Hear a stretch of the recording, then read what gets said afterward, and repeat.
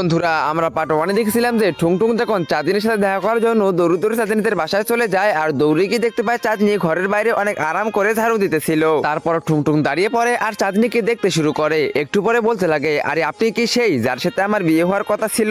তখনই চাঁদনি থেমে যায় আর ঠুংঠুংয়ের দিকে তাকিয়ে বলতে লাগে, আরে আপনি তাহলে ঠুংঠুং যার কথা আমি গ্রামবাসীদের মুখে শুনেছি। আপনি 10 বছর ধরে একই ক্লাসে ছিলেন। তারপর ঠুংঠুং হাসতে হাসতে বলতে লাগে, আরে জানেমান কি আর বলবো, যখনই ম্যাডাম আমার দিকে তাকিয়ে হাসতো তখনই আমার মাথায় পড়ালেখা ঢুকতো না, তাই আমি ফেল করতাম। এটা শুনে চাঁদনি হাসতে শুরু করে আর তখনই ঘর থেকে চাঁদনির বাবা চলে আসে আর বলতে লাগে, আরে বেটা কেমন আছো আর আমার মেয়েকে কেমন লাগলো তোমার? তারপরও ঠুংঠুং বলে, আরে শ্বশুরজি আপনার মেয়ে তোমার পছন্দ হয়েছে, আপনি চাইলে আজকে বিয়ে করতে পারি। এটা শুনে চাঁদনি লজ্জা পেয়ে যায়। তো ফাইনালি বিয়ের দিন চলেই আসলো। পুরো গ্রামবাসী বিয়েতে মজা করতেছিল আর সেই সবজিওয়ালা ঠুংঠুং এক পঙ্কিরাজ ঘোড়ায় চেপে বিয়ে করতে আসছিল।